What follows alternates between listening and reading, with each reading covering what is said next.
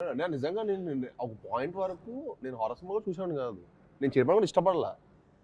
నాకు యాక్చువల్లీ కౌశిక్ కథ చెప్పినప్పుడు కూడా నేను హారర్ లాగా ఒక ఏదో కొత్త స్పేస్లో ఉండింది. హారర్ ఎక్స్పీరియన్స్ ఉంటుంది, ఎట్ ది సేమ్ టైం ఒక థ్రిల్లర్, మన సినిమాలో ఒక మంచి కాంటెంట్ కూడా స్ట్రాంగ్ ఉంటుంది.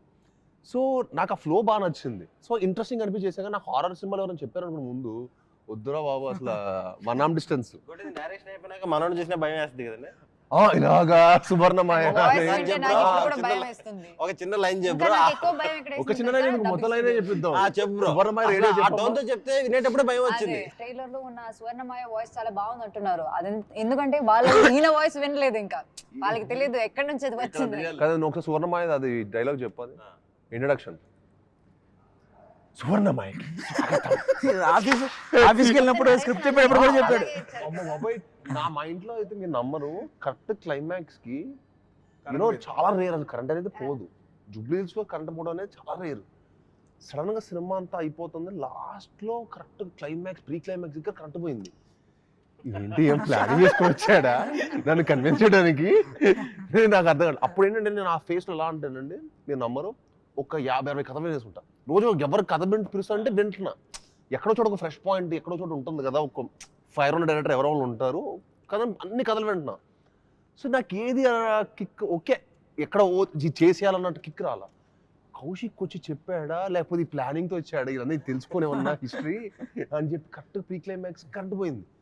ఇంకా మనోడు ఆపడే, కరెంట్ పోయింది, ఇలా మ్యాటర్ కావట్లా. సెకండ్ హాఫ్ స్టార్ట్ అయితే ఇంకా మొత్తం వెళ్తున్నాడు అంత అదే ఫ్లో లో. అతను కూడా కరెంట్ పోయినప్పుడు అసలు ఇదే నా టైం అనుకో, అదే టైం అనుకోని ఇంకా ముందుకు వచ్చేసి ఇలా కూర్చున్నాడు, కరెంట్ పొంగడు ఇలా వచ్చేసి వింగ్ అని చెప్పి బలాలు కొట్టేసి డైలాగులు చెప్పేస్తున్నాడు. అరే ఏంట్రా ఇది, ఏం చేస్తాడు ఈ క్యాండిడేట్, ఇదేంటి ఏదో చెప్పండి అది.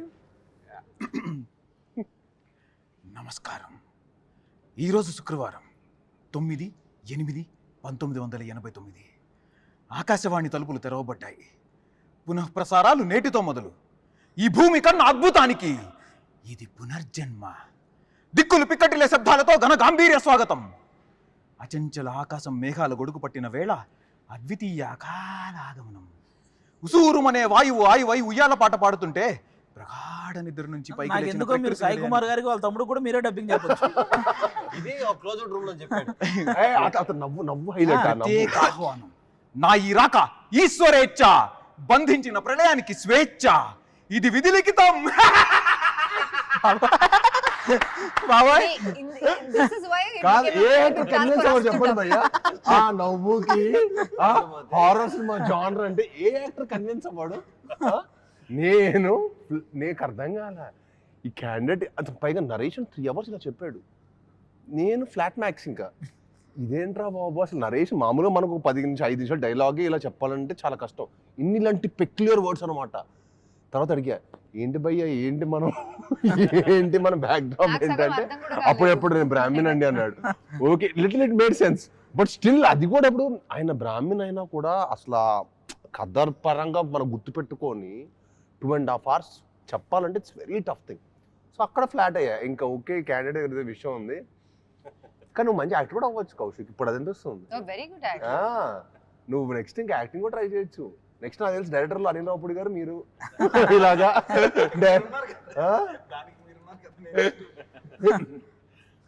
మీరు కూడా మీకు కూడా అలాగే చెప్పారా స్టోరీ? అదే సేమ్ అలాగే తెలుగులో చెప్పారు. నాకు అర్థం కాలేదు. నేను ఇప్పుడు అంటే ఏంటి తెలుసా, నేను ఇప్పుడు దాకా నాకు తెలుగు సగం వచ్చు, నాకు అర్థమవుతుంది, వింటే అర్థమవుతుంది అని అనుకున్నాను. కానీ ఈయన నరేషన్ తర్వాత మీరు చెప్పింది తెలుగేనా అని అనిపించింది నాకు. సగం వర్డ్స్ అర్థం కాలేదు, బట్ అయినా నరేషన్ ఏదో వింటానికి చాలా బాగుంది, నేను విన్నాను. ఏదో గ్రాంధికం మాట్లాడితే మేమే ఏంటన్నా ఇది బైలింగులా అని అడిగారు. అండ్ ఇంకా డబ్బింగ్ లో అయితే నేను చచ్చిపోయాను. నేను అయ్యో స్టార్ట్ చేసిన తర్వాత ఎక్కడో స్టార్ట్ చేసిన ఒక 1/2 hour కి మళ్ళీ వస్తాను భయ ఏదో ఉంది డైలాగ్. మళ్ళీ కాదు మళ్ళీ అదొక అరగంట నేర్చుకున్నాను చూడండి. ఎంతసేపు చెప్పించారంటే ఇంక మళ్ళీ డబ్బింగ్ రాకూడదు అన్నమాట.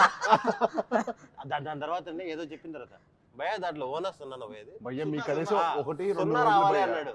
నన్ను వారం రోజులు నాకు 2 గంటలకే నాకు అయిపోయింది, డెడ్ అయిపోయేవాడిని. నేను వెళ్ళి ఎక్కువ తినేసేవాడిని. నార్మల్ గా ఏంటి నార్మల్ నా ఎనర్జీ నా బాడీ డ్రైన్ అయిపోయిందా, కౌశిక్ డ్రైన్ చేసేస్తున్నాడు అనిపించింది.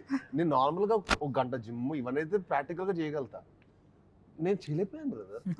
నాకు నేను giddiness నిజంగా వచ్చింది. నుంచో 2 hours అదేదో నేను థియేటర్ పర్ఫార్మెన్స్ చేస్తున్నట్టు అనిపించింది నాకు అక్కడ. మళ్ళీ సింగిల్ టేక్ పెద్ద పెద్ద పేజీలు ఉన్నాయి కదా, డైలాగ్స్ కదా. చాలా డైలాగ్స్ ఉన్నాయి. నేను అయిపోగానే హ్యాపీగా ఫీల్ అయింది. అదే అమ్మయ్య నాది అయిపోయింది, నేను మామూలుగా హీరోని తలుచుకుంటేనే నాకు నేను స్టోరీ కూడా ఓకే చేసినప్పుడు కూడా మాక్సిమం ఏముంటే కట్ చేస్తారు కదా, మళ్ళీ డైలాగ్స్ కట్ చేస్తారు కదా. డబ్బింగ్ చెప్పేటప్పుడు మీ చూసి అన్నకు ఉన్నాయి ఆ, నేను కూడా అనుకునేవాడిని, అనుకున్నాను. అమ్మో అన్న ఏంటి ఇంత పెద్ద డైలాగులు ఉన్నాయి అన్న పరిస్థితి ఏంటి అనుకునేవాడిని నేను.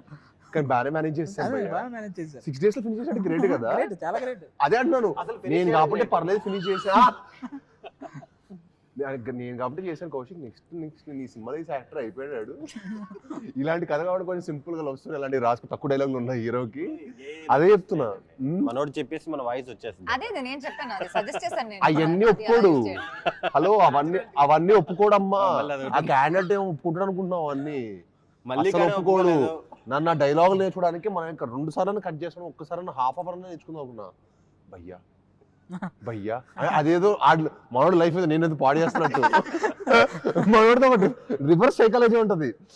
అతను చాలా భవిష్యత్తు చాలా పెద్ద డైరెక్టర్ అవ్వబోతున్నాడు, అతని లైఫ్ నేను తొక్కేస్తాడు ఫీల్ అవుతుంటాడు. మనం నేర్చుకోకపోతే నేను భవిష్యత్తు చాలా పెద్ద డైరెక్టర్ అవుతున్నా, కానీ మీ వంద సపోర్ట్ లేకపోవటం వల్ల నేను రీచ్ అవ్వాల్సిన పొజిషన్ రీచ్ అవ్వలేకపోతున్నాను ఫీల్ అవుతాడు. కానీ నేను అయిపోగానే అరే లేకపోతే ఎలా ఉంటాడంటే నేను ఒక షార్ట్ లో అంటాడు. అంటే అసలు ఎలాంటి ఫీల్ అయిపోయి మీరు నేర్చుకోవాలంతే, మీరు నేర్చుకోవాలంటాడు. అది బాధ చెప్తున్నాడా, డిమాండ్ చేస్తున్నాడా అంటే ఇంకా ఫిక్స్. ఒక షాట్ లో నేనేదో అనాలి అక్కడ అనేసి వచ్చా, అదేదో ప్రాబ్లం అని చెప్పి తర్వాత రోజు నన్ను పిలిపించారు డబ్బింగ్. మళ్ళీ ఆ బిట్టు కోసం పిలిపించారు. అష్లో ఆ షాక్ ఏదో పెట్టేస్తుంటావు. నేను దీనిక పిలిచిందని అన్నాను, అప్పుడు ఓకే అయింది అది. ఒకరికి వెళ్ళాక చెప్తారా, నీ మైక్ దగ్గరికి వెళ్ళాక మైక్ దగ్గరికి వెళ్ళాక ప్లే చేశారు, ఏంటి దీనికే నన్ను పిలిచింది, అది ఓకే. సోనపమ్మ మన సినిమా 12th రిలీజ్ అవుతుంది, ఎంత ఎక్సైటెడ్ గా ఉన్నారు? I'm excited. నేను ఎప్పుడు హారర్ మూవీ చేయలేదు, so I really love horror movies. I think ఈ జానర్ లో మీది ఫస్ట్ ఫిల్మ్ అదే, సో ఐఎమ్ రెడీ. మీరు ఎంత ఎక్సైటెడ్ గా ఉన్నారు? నేను కూడా, నాకు టైటిల్ ట్రైలర్ రెండు నచ్చినాయి.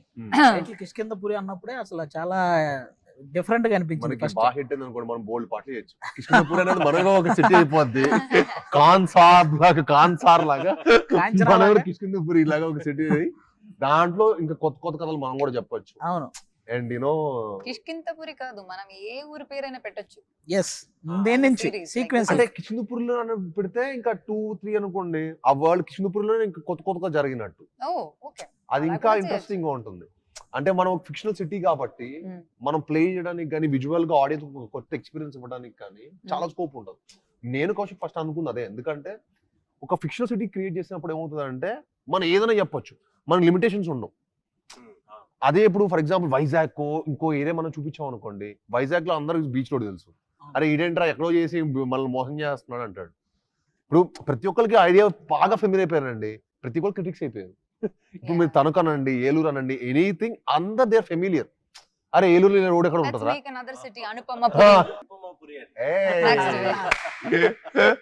పురి, అనుపమపురి, సాయిపురి, సైనిక్ పురి. అలా మనం ఫిక్షనల్ గా క్రియేట్ చేయొచ్చు. Anyway that is for the next part. But me definite గా ఈ సినిమా ఫ్యామిలీస్ అందరితో తీసుకెళ్లి చూసే సినిమా కదండి. ఎస్, మ్యాక్సిమం ఏంటన్నా ఈ మధ్యకాలంలో సినిమా అంటే వాళ్ళకి వన్ టైం బోర్ కొట్టకుండా ఇంట్రెస్టింగ్ గా నడిస్తే అది సూపర్ హిట్ అంతే. మన సినిమాకి ఆ స్కోప్ ఫుల్ ఫ్లెడ్జ్డ్ గా ఉంది. అది అండ్ ఆల్సో మన సినిమాలో అసలు స్మోకింగ్ షాట్ కూడా లేదంట కదా. Smoking లేదు, drinking లేదు. No drinking, no smoking. So ఈ నగరానికి ఏమైనా వస్తుంది చూసారా వాయిస్, అది కూడా లేదు. అది కూడా లేదు. అది లేకపోవడం అది అనేది లేదు. అంటే అది మన సినిమాలో ఎంత నీట్ గా ఉంటుంది చూడండి. అది ఫస్ట్ లోనే మనకి సినిమా ఒక ఎక్స్పీరియన్స్ లోకి వెళ్తున్న ముందే అవన్నీ చూసి మనం ఓకే నేను నిజంగా అవాయిడ్ చేస్తాను. నేను ఫోన్ చూస్తా, రాంగల్లో ఫోన్ చూస్తా, తర్వాత సినిమా టైటిల్ రోలింగ్ కార్డ్స్ పడ్డప్పుడు స్టార్ట్ చేస్తాను. ఫస్ట్ వాడిది ఒక హర్రర్ వాయిస్ లో ఉంటుంది, నా పేరు ముఖేష్. పైగా అప్పుడు ఏంటంటే నేను థియేటర్కి వెళ్ళినప్పుడు 4 సినిమాలు చూస్తా ఒకటే రోజు. థియేటర్కి వెళ్ళానంటే morning matinee first second show చూసి ఇంటికి రావాలి ఒకసారి ఎప్పుడైనా. సో ఒకసారి అన్ని కవర్ అయిపోతాయి కదా అని. సో అంత ఇంట్రెస్ట్ నాకు సినిమాలు అంటే. సో వెళ్దా. సో ఇంకా 4 సార్లు చూడాలంటే మీరు అర్థం చేసుకోండి అది ఎలా ఉంటుందో. 4 into 2 times. సో 8 సార్లు మన మైండ్ తెలియకుండా అది అలాగా. అమ్మ బాబాయ్ ఈ ముఖేష్ వాళ్ళ పేర్లు ఎక్కువ కూర్చుంటాయి సినిమా హీరో చూసి. బట్ గ్లాడ్ మన సినిమాలో లేకపోవడం, కౌశిక్ అలా ఆలోచించడం. అంటే కౌశిక్ చాలా గుడ్ బాయ్. బేసికల్ గా కౌశిక్ చాలా good boy, candidate good boy కాబట్టి మనోడికి స్మోకింగ్ డ్రింకింగ్ ఏ హ్యాబిట్ లేదు. అందుకే అవాయిడ్ చేస్తాడు. Good thing. అంటే వెనకాల మనం ఏదో క్యారెక్టర్ ఒక ఆర్టిస్ట్ వెనకాల చేయడం ఒక్క షాట్ ఉన్నా పెట్టాలంటది రూల్ అంటది. సో మన సినిమాలు లేకపోతే నేనే షాక్ అయ్యా. నేనే మొత్తం సినిమా అయిపోయిన తర్వాత ఏంటి మన దానికి నగరానికి ఇది రావట్లేదు అంటే సార్ మన దాంట్లో లేదు కదా అన్నాడు. నాయనో ఇలా కూడా తీయచ్చా. నాకు అప్పుడే I didn't even know there is a possibility that అది అవాయిడ్ చేయడం అవుతుందని. I didn't know కనెక్షన్ నాకు అసలు somewhere even in the backdrop also somewhere even if there is a small liquor bottle even if somebody is standing before a liquor bottle also you have to put that card. But there was none like that. I was like wow actually there's nothing. నేను తర్వాత నేను realise అయ్యాను అని మనోడు realise అవ్వలేదులే. Kaushik కూడా release అవ్వాలా. కౌశిక్ కూడా shock అయ్యాడు, వెరీ హ్యాపీ ప్రౌడ్ ఫీల్ అయ్యాడు. సినిమాలో ఎక్కడో చోటైనా పెట్టేసి ఉంటాడేమో.